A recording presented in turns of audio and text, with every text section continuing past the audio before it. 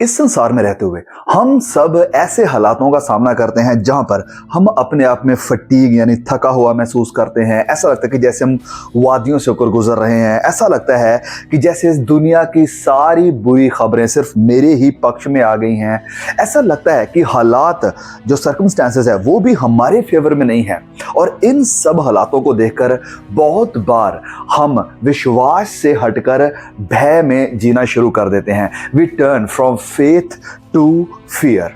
और ऐसे ही कैरेक्टर की आज हम स्टडी करने वाले हैं जिसके साथ हम अपने आप को बाखूबी रिलेट कर पाएंगे। सो प्लीज खोले मेरे साथ पहला राजा अध्याय 19 और उसके वचन 4 और 5।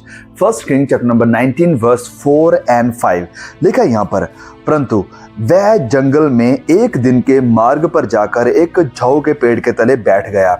वहां उसने ये कहकर अपनी मृत्यु मांगी, हे यहोवा बस है, अब मेरा प्राण ले ले, क्योंकि मैं अपने पुरखाओं से अच्छा नहीं हूं। वह पेड़ के तले लेटकर सो गया और देखो एक दूत ने उसे छूकर कहा, उठकर खा ले, उठकर खा ले। अब ये जो यहाँ पर खुदा का नबी है एलिय्याह, एलिय्याह, वो अपने आप में छिप रहा है, बहुत ज़्यादा डरा हुआ है और उसका जो फोकस है वो पूरी तरह से कंप्लीटली चेंज हो चुका है। He is hiding himself. वो अपने आप को छिपा कर बैठा हुआ है। क्यों छिपा कर बैठा हुआ है? क्योंकि उसने खुदा को छोड़ हालातों को देखना शुरू कर दिया है।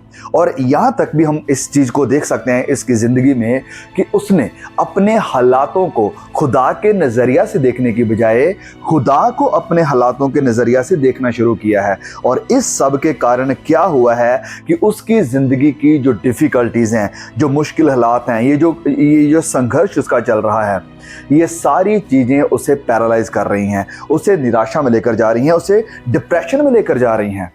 क्यों ऐसा सब हो रहा है? ये सारे सिचुएशन क्यों बनी है? क्योंकि हम जानते हैं कि जो रानी इजबेल थी वो प्रभु के जितने भी भविष्यवक्ता थे, जितने भी नबी थे, उन सबको मार रही है। और एलिय्याह को लग रहा है कि मैं भी उनमें से एक होने वाला हूँ, मैं भी जाने वाला हूँ, मैं अकेला बचा हूँ, मैं ख़त्म होने वाला हूँ, खुदा ने भी छोड़ दिया है, कुछ भी मेरे पक्ष में नहीं रहा है। तो ये जो एक खुदा का सच्चा नबी है, हम देख सकते हैं कि इसने भी विश्वास से भटकर दृष्टि के द्वारा अपनी जिंदगी को जीना शुरू कर दिया है। I mean he is walking not by faith but by site, कि वो दृष्टि से, देखने से अपनी जिंदगी गुजार रहा है, ना कि विश्वास के द्वारा। और अब क्योंकि विश्वास से वो भटक गया है तो इस सब के कारण जो उसके अंदर खुदा का सुकून था, जो शांति थी, वो चली गई है। और जगह किसने ले ली है? डर ने, निराशा ने, घबराहट ने। और उसकी एक चीज़ हमें यहाँ पर देखने को मिल रही है एलिय्याह की ज़िंदगी में, that he has fallen into self पिटी।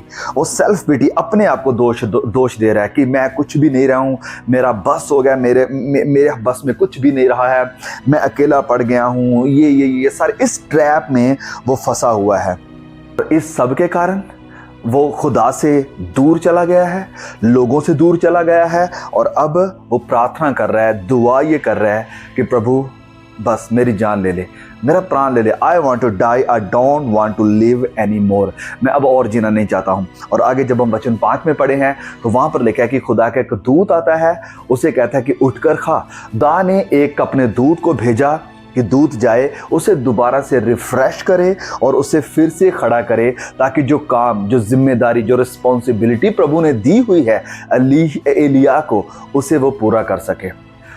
इस निराशा भरे हालात में, इस मुश्किल भरे हालात में खुदा का दूत आता है, उसे रिफ्रेश करता है ताकि उस काम को पूरा कर सके, जो काम, जो टास्क, जो पर्पस खुदा ने इसे दिया है पूरा करने के लिए।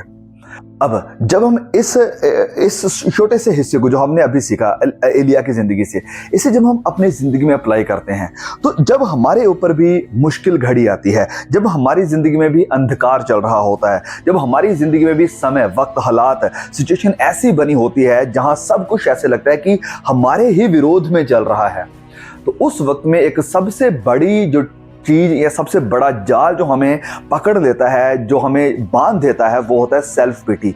एक ऐसा जाल कि जिसमें हम अपने आप को दोष देना शुरू करते हैं। मैं कुछ नहीं हूँ, मेरा बस हो गया, जैसे एलिया बोल रहा है, और मैं तो अकेला ही बचा हूँ, मेरे पास तो कुछ बचा ही नहीं है, मैं ही क्यों प्रभु, बाकी सब तो ठीक है, मेरे ही ऊपर ये सारे हालात, ये सारी मुश्किलें, ये सारी कठिनाइयाँ, ये सारी वादियाँ क्यों आती हैं, मेरे ही ऊपर क्यों ऐसा। तो हम देखिए, जब भी हम सोशल मीडिया पर या किसी प्रचारक से डिफ़िकल्टीज़ को लेकर, मुश्किल हालातों को लेकर, कई बार जब मैसेज को सुनते हैं ज़िंदगी की कठिनाइयों के बारे में, तो हमेशा ज़्यादातर हमें ईज़ी दिखाया जाता है कि कम ऑन विश्वास करो। नहीं, बहुत मुश्किल होता है कई बार, मैं मानता हूँ, समझता हूँ, क्योंकि मैं कह रहा हूँ कि ये किसी आपका अकेले का एक्सपीरियंस नहीं है। हम सब ज़िंदगी की इस कठिनाइयों से होकर गुजरते हैं, हम सब का ये एक्सपीरियंस है। और जब ये वक्त आता है तो वाकई में ये बड़ा मुश्किल होता है। It is really very very difficult, बड़ा मुश्किल होता है इसका सामना करना। और यहाँ देख रहे हैं कि एलिया के लिए भी यहाँ पर बड़ी मुश्किल हो चुकी थी। और इस कारण हम एलिया के साथ रिलेट कर सकते हैं कि यस, जो उसके ऊपर गुजर रहा था वो हमारे ऊपर भी गुजर रहा है। हम भी हो सकता है लो फील करें, बड़ा डाउन फील करें, अकेले महसूस करें कि कोई भी मेरे साथ नहीं है, कोई भी मेरी बात सुनने वाला नहीं है, कोई भी मुझे सजेस्ट करने वाला नहीं, कोई मुझे इनकरेज करने वाला नहीं, कोई मुझे ऊंचा करने वाला नहीं, यहाँ तक कि खुदा ने भी मुझे छोड़ दिया है, परमेश्वर भी मेरे से बात नहीं करता, परमेश्वर ने भी मुझे त्याग दिया है। एलिया के साथ भी ऐसा ही हो रहा था। और एलिया के पास मैंने आपको कहा कौन आया, प्रभु ने एक अपने दूत को भेजा, उसे कंफर्ट करने के लिए, उसे रिफ्रेश करने के लिए। और आज हमारा कंफर्टर कौन है, हमारा मददगार कौन है? हमारा मददगार है प्रभु यीशु मसीह का आत्मा। यस, द होली स्पिरिट, पवित्र आत्मा, वो हमारा मददगार है, जो हमें कंफर्ट करता है, हमें खड़ा करता है, हमें रिफ्रेश करता है कि ये जो हालात हम जिनका सामना कर रहे हैं, ये मुश्किल, निराशा, चिंता, जो कुछ भी चीज़ों का हम सामना कर रहे हैं, इन चीज़ों में वो आकर जान को भर दे ताकि हम दोबारा से चलना शुरू कर दे। अब मेरे प्रिय भाई और बहनों, मैं आपको बताना चाहता हूँ, अगर आपकी ज़िंदगी में भी ऐसे हालात बने हुए, ऐसे उतार चढ़ाव आए हुए हैं, ऐसे सूखी बंजर ज़मीन से होकर आप गुजर रहे हैं जहाँ पर आपको लगता है कि पानी की एक बूंद तक भी नहीं है आपकी प्यास को बुझाने के लिए, तो इस समय में ये कभी ना सोचें, सबसे पहली बात ये कभी ना सोचें कि आपके साथ खुदा नहीं है। भले ही दुनिया आपके खिलाफ है, भले ही आपके घर वाले आपके खिलाफ है, भले ही आपके पास्टर भी आपके साथ नहीं है, कलीसिया के मेंबर भी आपके साथ नहीं है, लेकिन एक बात को जरूर बांध लो, और ये पवित्र आत्मा आपको कह रहा है कि खुदा आपके साथ है।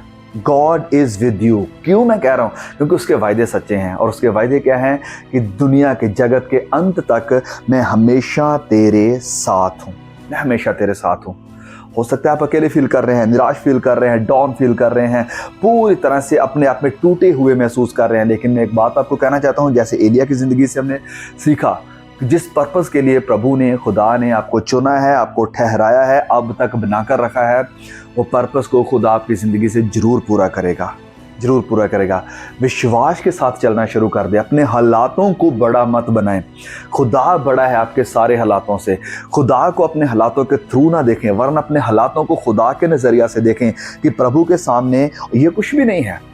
और मैं कह रहा हूँ कि ये जो प्रभु का वचन है, जैसे एलिया को खुदा के दूत ने खाना दिया उसे रिफ्रेश करने के लिए, ये परमेश्वर का वचन मेरा और आपका बेहतर खाना है। एक ऐसा मन्ना है जो हमें रिफ्रेश करता है, हमें भरता है उम्मीद के साथ, आशा के साथ, एक बहुत बड़ी तसल्ली के साथ। इस खाने को लें and be reminded of the promises of God. और प्रॉमिस ये है खुदा का कि वो हमेशा आपके साथ है, इस बात को कभी ना भूलें। प्रभु आपको इन वचनों के द्वारा रिफ्रेश कर रहा है कि आप दोबारा से खड़े हो जाएं, दोबारा से खड़े हो जाएं और खुदा के लिए, प्रभु के लिए वो काम उसको शुरू करें जिसके लिए उसने आपको चुना है, जिसके लिए उसने आपको ठहराया है, जिसके लिए उसने आपको खड़ा किया है। निराशा की आत्मा को हटाकर खुदा की आशा को पहन लें, क्योंकि हर एक नाउम्मीदी भरी सिचुएशन में, हालात में खुदा आत्मा के द्वारा, अपने वचनों की रोटी के द्वारा आपकी ज़िंदगी में आशा भरेंगे, उम्मीद भरेंगे। May God bless you all, see you all again. Please इस मैसेज को जरूर शेयर करें। आमीन।